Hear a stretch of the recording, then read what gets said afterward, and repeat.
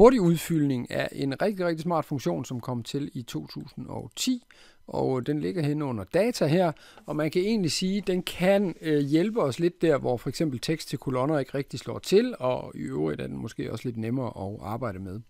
Hvis vi ser på eksemplet her, som også blev brugt i videoen til tekst til kolonner, så var problematikken her, at vi godt kunne tænke os at skille fornavn og efternavn af. Det kunne vi faktisk godt gøre ved hjælp af den her, men vi kan rent faktisk også gøre det på følgende måde.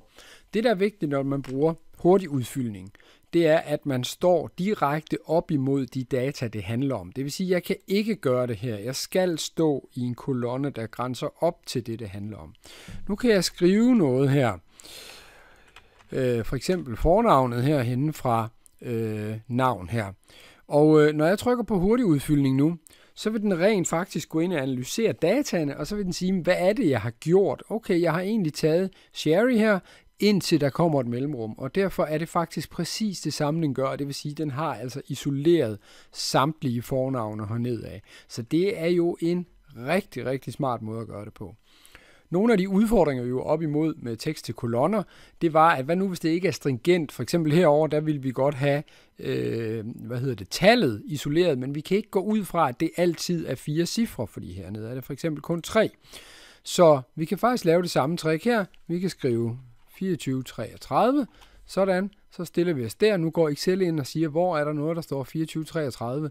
Jamen det gør der der, og så kan den ellers sige, jamen så henter den faktisk, og her kan I se, at den har kun taget de 3.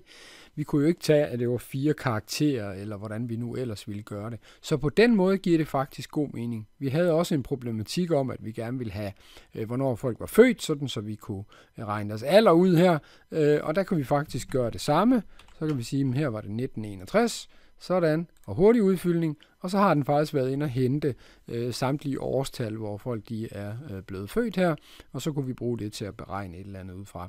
Så hurtig udfyldning er en rigtig, rigtig smart funktion, som går ind og læser dataene og prøver at gøre præcis det samme. Man skal lave den første selv, gå tilbage og aktivere den, og trykke på hurtig udfyld, så kan man rent faktisk komme rigtig, rigtig langt. Så det er en smart måde at begynde at trække data ud af nogle tekststrenge, eller i det her tilfælde ud af et kundekartotek.